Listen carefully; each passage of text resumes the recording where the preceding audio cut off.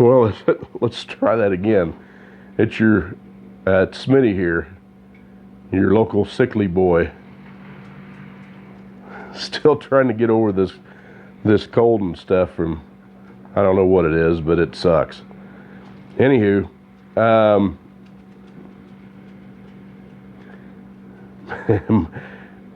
sorry, I had to laugh. My wife just walked by. She's kind of peering in the window as I'm recording the video, so it's kind of funny, the look on her face.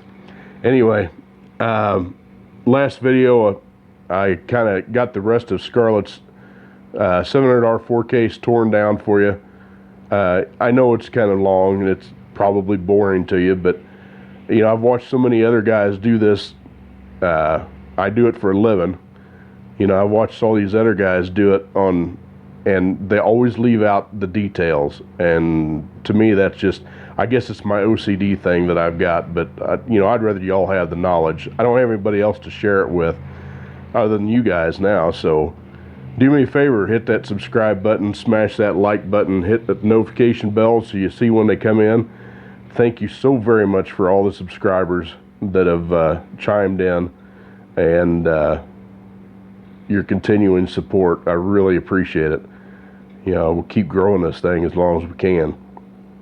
Anywho, so today we're going to actually go in depth with the rest of this stuff. I'm going to show you some tips and tricks, things that they've changed, made better, aftermarket's come into play on it. So let's get into that. Uh-oh. Apparently I've got fluid or something on my lens. Got a halo effect going on. There we go. Alright, that'll do. So, haven't done anything with this is your low reverse piston. They really haven't done much with that. Like I told you in the last video, they had 3 square cut O-rings. You got one in the center here. One there. One there. And one on this outside. And that's all there is to that. It's pretty simple.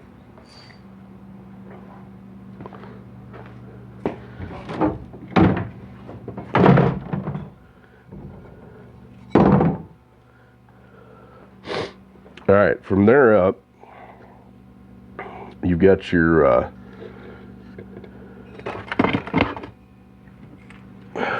this is your parking pawl assembly. You got a bearing here on the top. You got a bearing that sits down here on the bottom. And these are easy to tell because of the color. They got black on one side and they're just natural color on that side. So that goes there. Nothing really changed on that.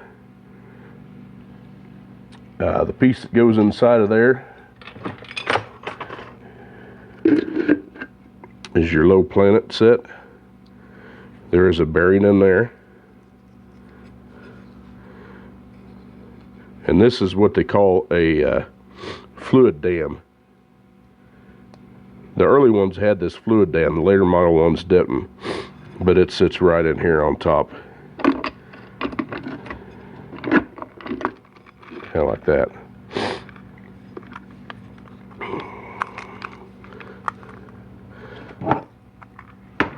Okay, on top of that,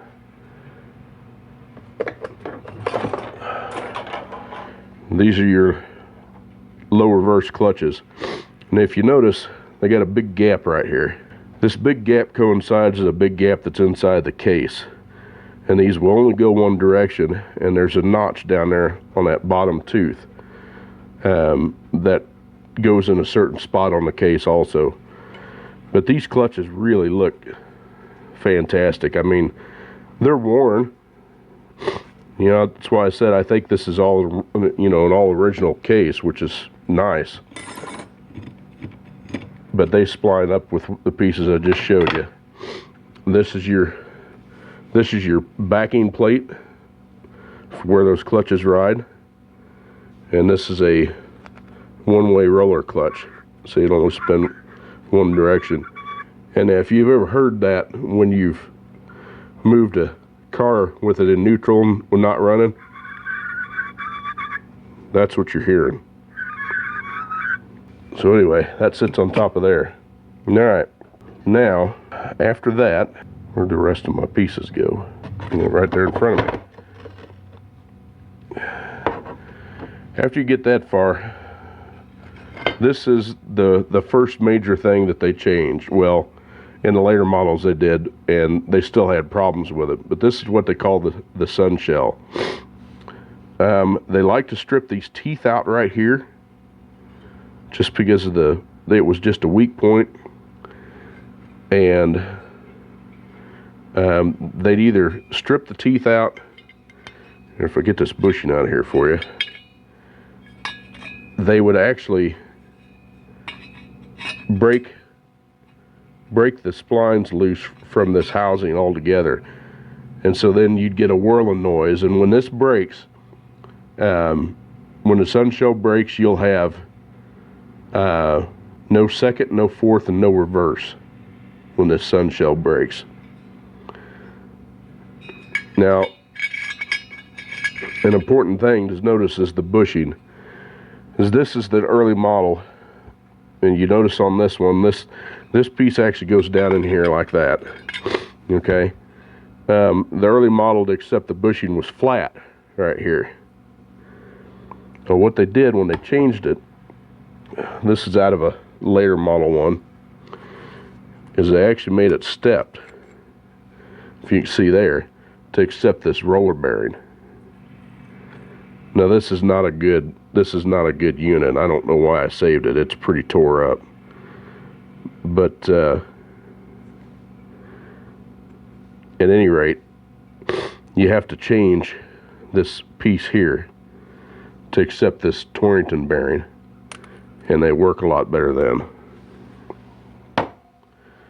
Here's one of the pieces that's out that I've disassembled from the housing, and you could replace all these bushings. So the sun shell is definitely a must replace on a 700, 4L60, 4L60E, 4L70E, 4L whatever, 4L65. Definite replace piece.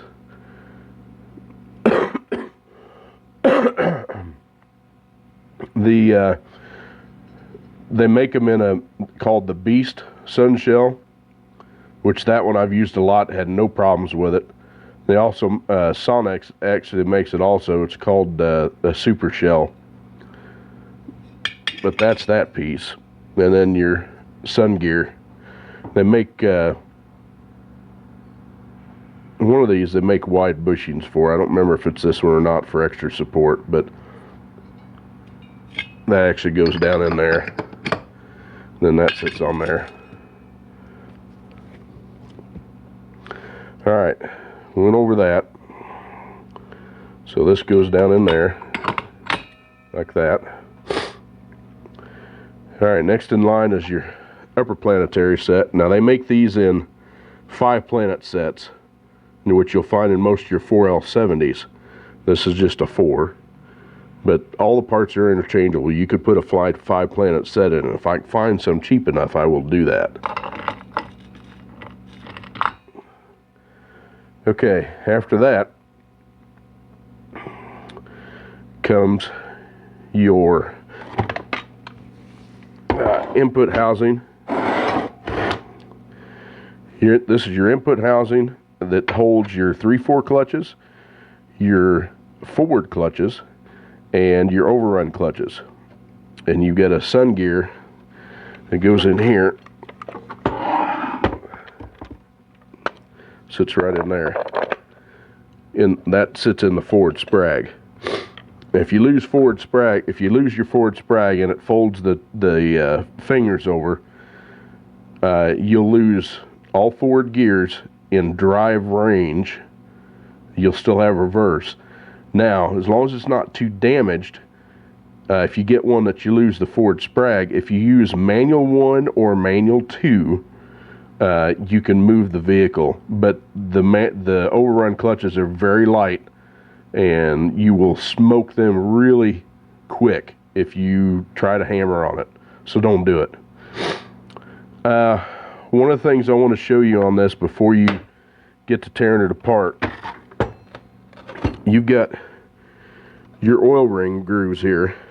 You've got one there, you got one there, and you got one there.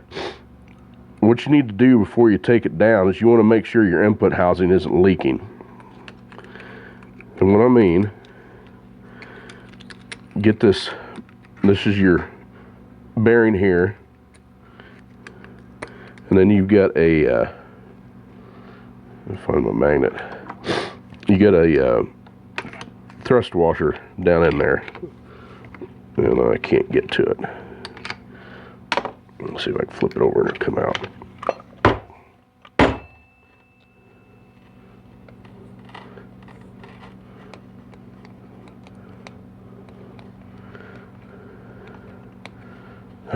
Where's a pocket screwdriver when you need one?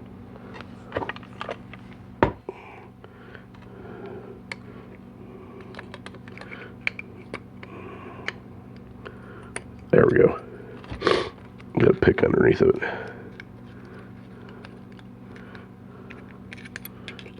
Yeah, I did have it underneath there. Guys, if you don't have patience, transmissions is not your thing. I'll just tell you that right now. Alright, there we go. Alright. What you want to do is you want to put just enough fluid to fill that little valley right there.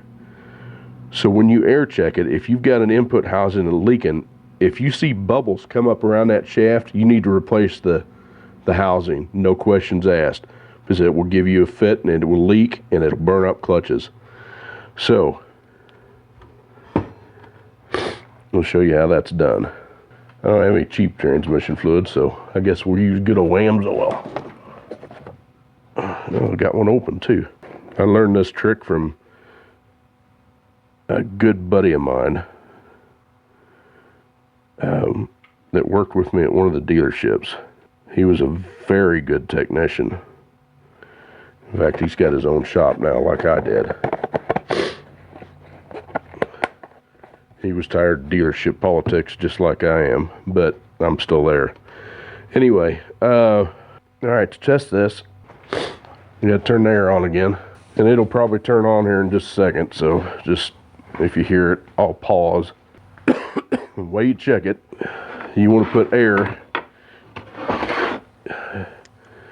in each one of these holes.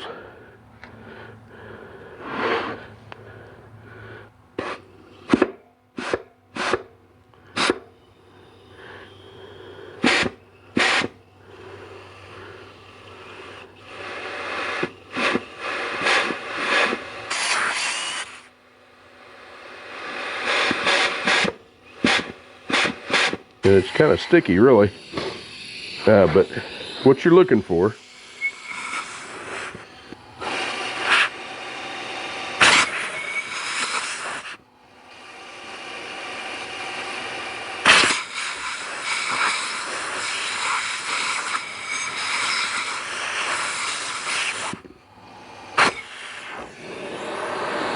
and this one's probably not going to do it, which is good. That means the input housing's good.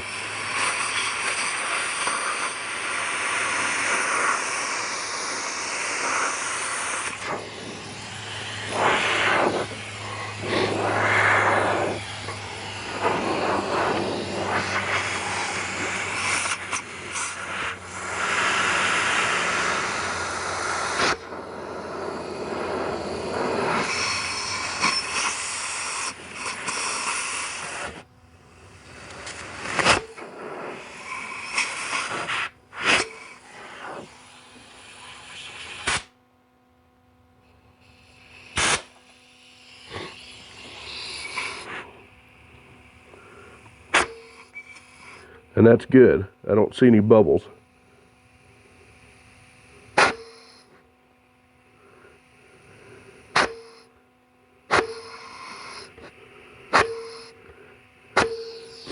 Okay. As you can see, I'd put the fluid down in there. When you test, the bottom one is your 3/4 clutch. So when you test it, you want to put your finger over this hole right here while you're testing in that one. Because if you see bubbles, it'll come right around the shaft there in the center. So this one tests out okay, so that's good. Alright, we're going to continue where we left off. Like I said, we already tested the center here, as it's got the fluid inside. So we'll try to mop that up so we don't make a big mess. Oh, this freaking camera phone really pisses me off.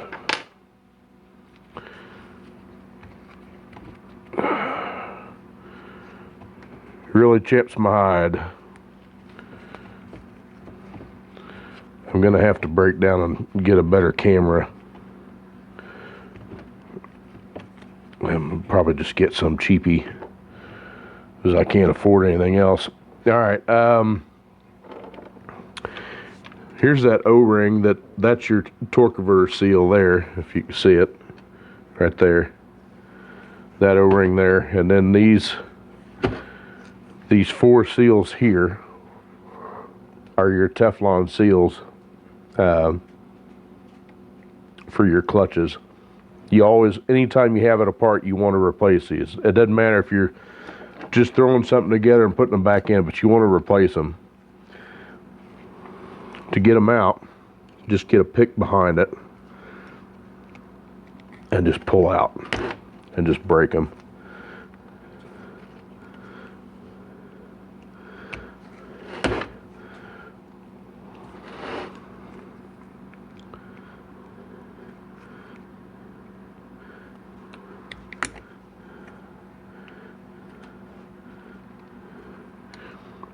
And they will be the same color in the kit. These are almost always white. I've never seen them a different color. So get those apart. Then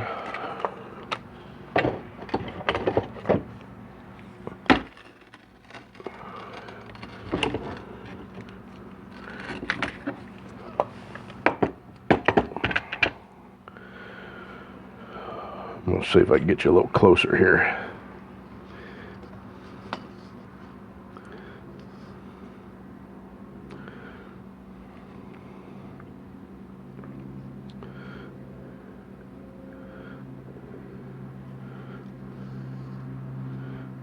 That's about as close as I'm going to be able to get you. Alright. You've got an outer snap ring here on this outside. And this one, surprisingly enough, has not had the updates done. And I'll show you that here in just a second.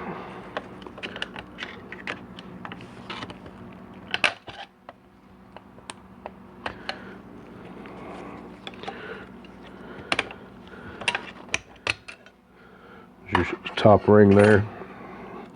The reason why I say that is you normally, this plate would just spring out of here, and it doesn't. The reason why is the early ones did not have return springs. Now if you look at this clutch buildup too, look at the way this thing is made. I might have to zoom you out.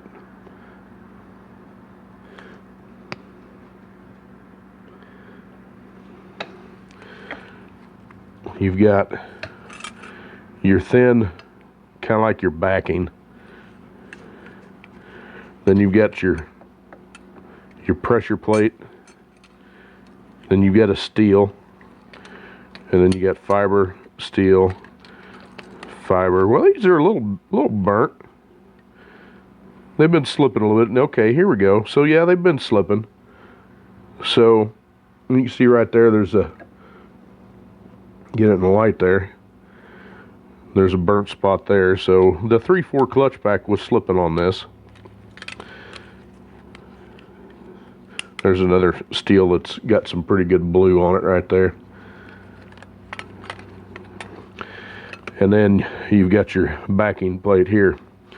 In the later model ones, they added, and I will do that to this one, they added springs that go right here in these pockets. They call them anti-cavitation spring or something like that. But the way they're designed is it's to keep it from hydraulically applying the clutch during high speed. It wouldn't actually return. It would partially stay engaged, in other words. So they added some anti-rotation. Man, this freaking input housing is just phenomenal shape. Really good shape.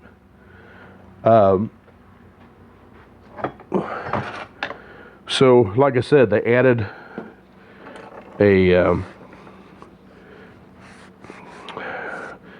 there's a name for it, and I can't think of it off the top of my head what it is.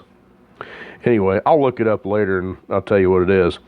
All right, that was your 3/4 clutch. The next one down in this hole, this is, again, your forward sprag here. This clutch we're getting ready to take out is your forward clutch.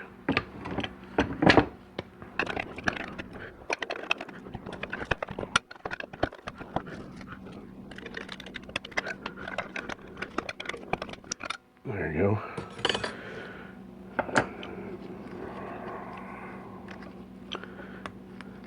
Normally, this gear that I showed you earlier, the newer ones, that's all made together, so then you've got something to grab a hold to pick it out, but it doesn't exactly work that way on this one.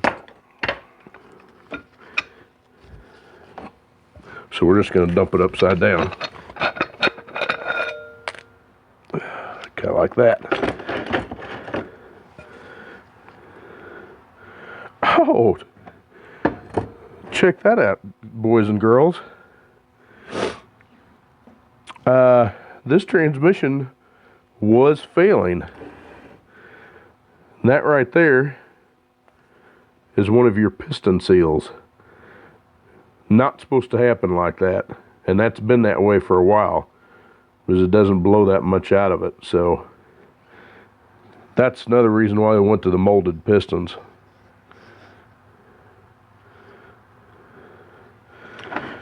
Okay, so anyway,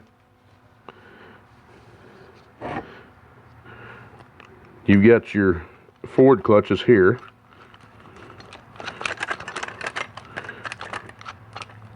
Oh wow. Yeah, this dude was slipping. Look at that. The forward clutches are burnt up. You get, that's supposed to be a fiber. In other words, it's supposed to have friction material on it. You get steels and they're absolutely cooked. Another, what used to be fiber. And you actually got the bottom one that's coned. It's actually got a cone to it. So those were done. And the result of that is because of that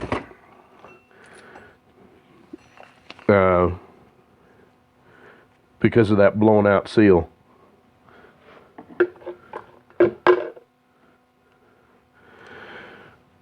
Okay, the other clutch that was in the bottom, that's your overrun clutches. And that's some unusual wear right there. I've never seen one wear like that. And that is because the forward sprag, if you look right here, there is wear marks on that forward sprag where that's been rubbing on there. It lines up right just like that. That's unusual. That's not supposed to have been wearing there. It still doesn't look like the input housing is damaged. So those were going to be done too.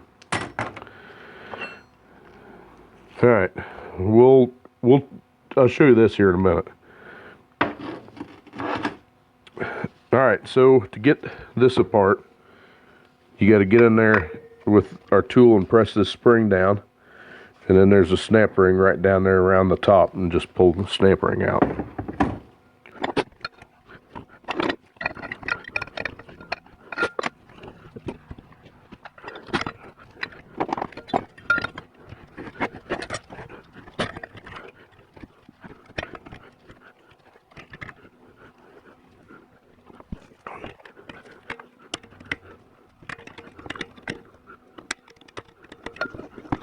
Usually you don't have to press it too far, but sometimes you run into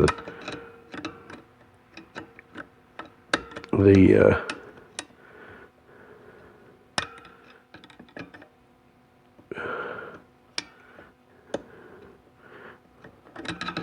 snap ring wants to be stubborn.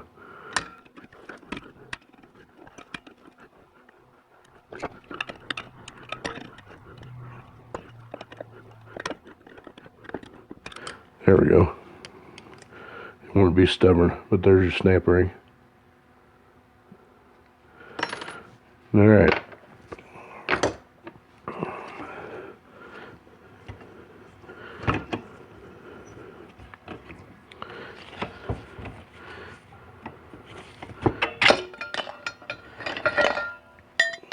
Okay, something else to note, how you can tell this is an old style setup.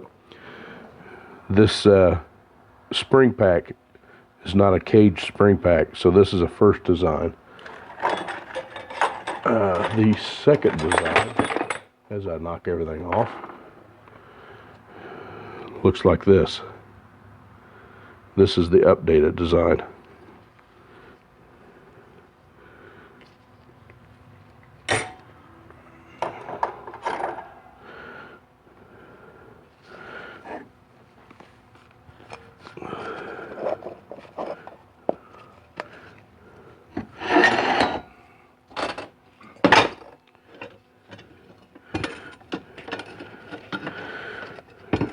The newer ones you can't do that on. They don't come out that easy.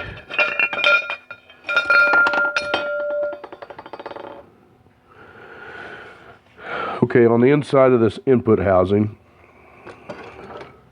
right down here at the very bottom, see if I can get it to where you can see it. Right down there, there's an O-ring right there. Don't forget to replace that O-ring. Again, just get a pick behind it and roll it out. It's not very big. That's the size of the O-ring. And then this seal will come with the kit, so just pull it out. They get brittle. This one's still pliable pretty good, but that seals your input and your output shaft. Alright, so we're done with that. This is your 3/4 apply piston. This is your overrun piston. Excuse me, this is the 3/4. But the updated design is not aluminum. I don't know if I've got a full set of them here yet. Well, I've got some of it.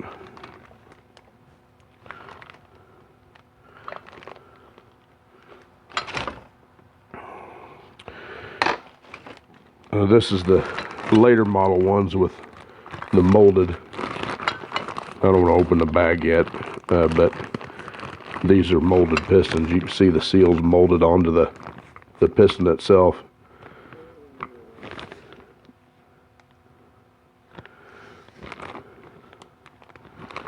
So,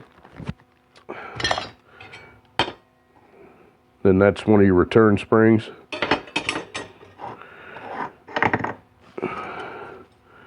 That's interesting. It's got a steel lower, but it's still got aluminum pistons in it. These were the early model with the aluminum piston. That's what they looked like. And they were a lip seal also.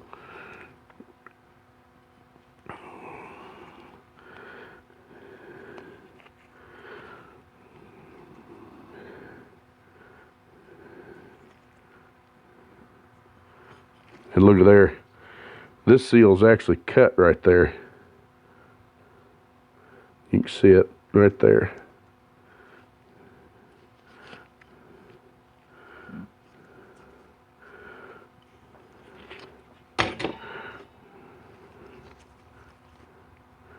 And then you can see there's a piece of the seal missing right here. And it'd been that way for a while. So that's it of that. So it definitely was slipping. So let's look at the forward sprag.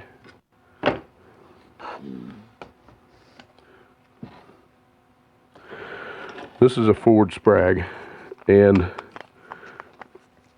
the way you make sure these work is you hold the smaller part of it. You hold the smaller part of it and you turn the outside, and it should turn clockwise but not turn counterclockwise. So I can turn it this way, it won't go back the other direction. That's what they're supposed to do. They had issues with the cages on these, and I'll show you what I'm talking about.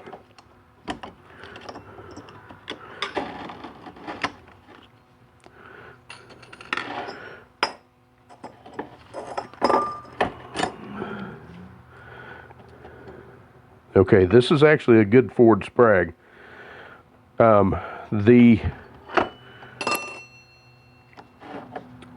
See how this one's got two metal cages on it? Those are the ones you want.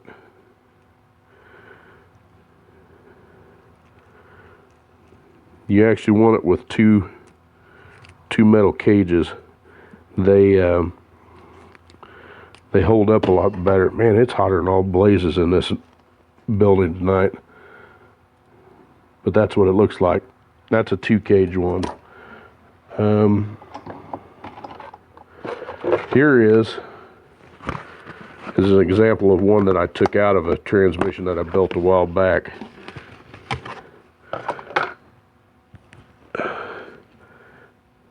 See, there's only one cage on it. These are prone to fail, and what it'll do is it'll put so much stress on it, it'll actually wrinkle this cage, and then it'll fail. It'll allow it to go both directions. You don't want these. You want the dual cage, the dual metal cage. They make those dual with plastic too, and they're not much better. Alright, so that's it on the forward sprag.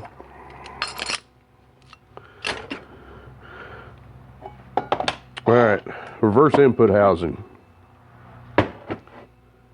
The reason why they call this a reverse input housing, it's self-explanatory.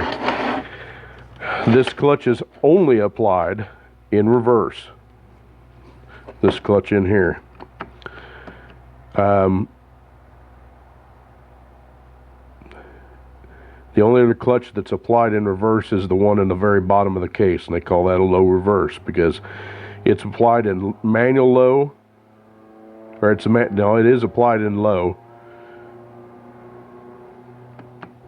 and reverse, but it takes this clutch applied to actually get reverse.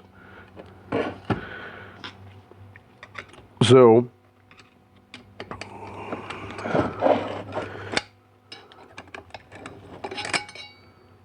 take your snap ring out, and your clutches will come out. Now this one has a wave plate in it. And if you look at that dude, it's kind of got a bevel to it. And the center of the bevel goes up. In other words, it sits just like this. I know that's hard to see, and I'm sorry. But basically, look at your clutches, and these were slipping too, obviously. You can see the hot spots on that one. So it's a good thing that we're going through this transmission, because it's definitely in need of a rebuild and updates. The piston comes out the same way as all the others. Although we're not going to use that press, we're going to actually use this.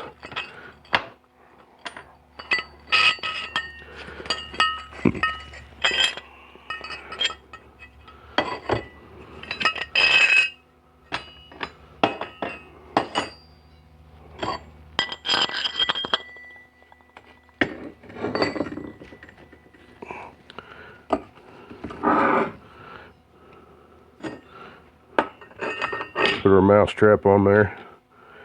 That just so happens to be the right one too.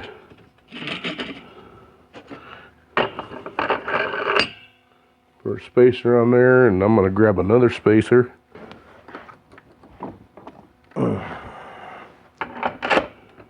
Nope, guess I'm not going to grab another spacer.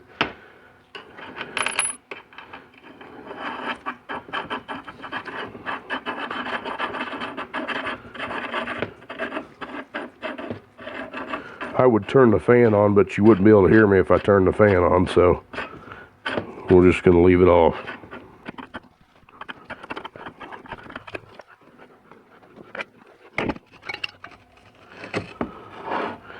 Have to give it a little tighten here.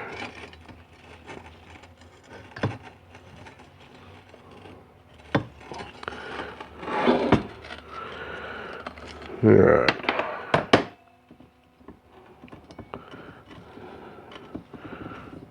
Find your opening. I really need to get a point of view camera for you guys. Pop that snap ring off. Just pull your piston out. It's just an aluminum piston.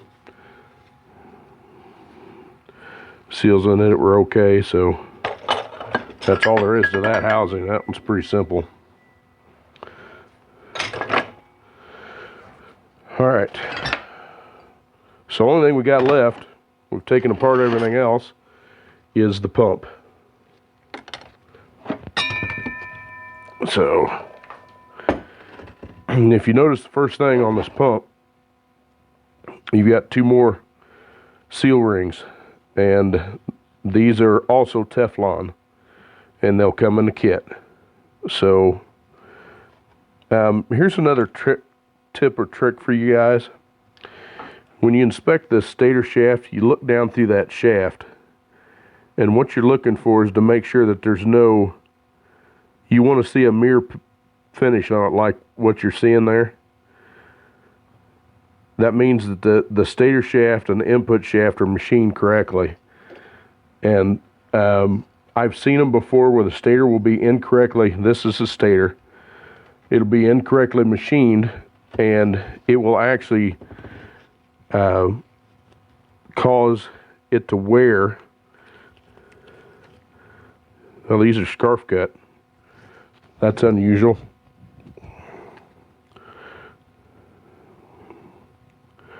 Well, I guess it's not on a 700.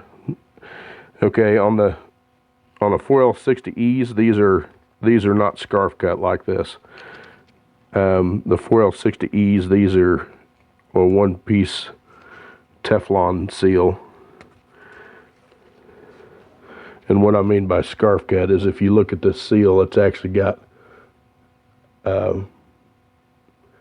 they're cut so when they overlap, they make a seal. All right, take your 13s out.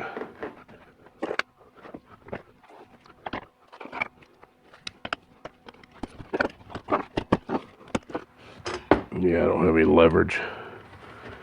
I'm still working on getting some pieces for this shop, so I don't have a vise yet.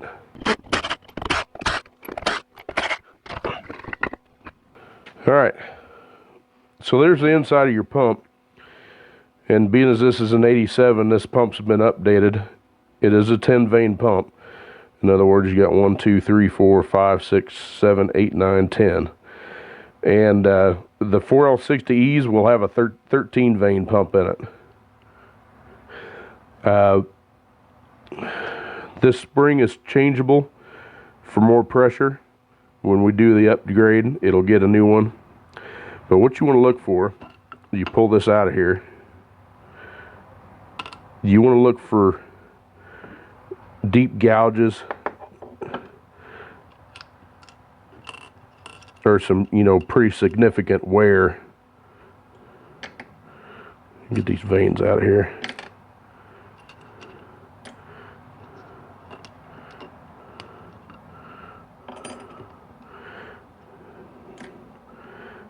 Like right there.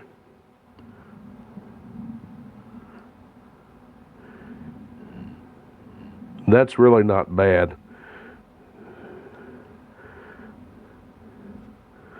This pump would make it another go around without much problem.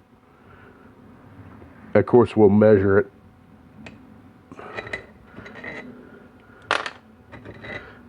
Look at the other half of the pump here.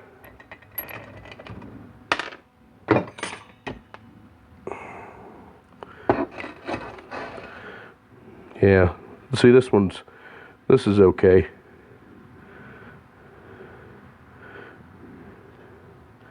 It's got minimal wear in it.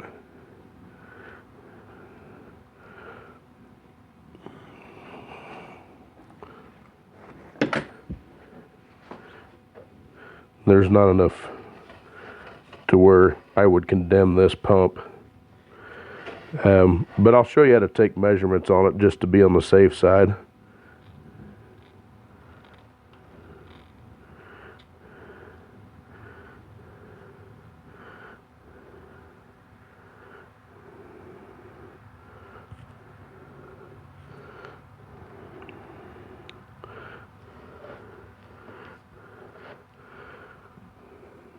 It really doesn't look bad. I mean, I question this right here a little bit.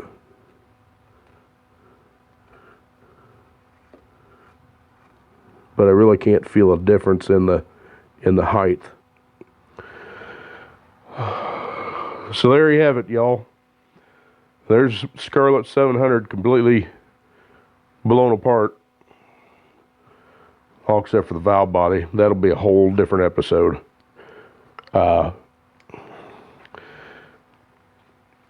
Anyway, I'm sorry, guys. I'm sweating like a dog. It's freaking hot out here. I'm saying hot, and it's March. But I am still getting over that nastiness, too. So, anyway, hey, thought I was going to have a coughing spurt there. So the camera shuts off again. Apparently, there's a maximum recording time. I really hate this thing.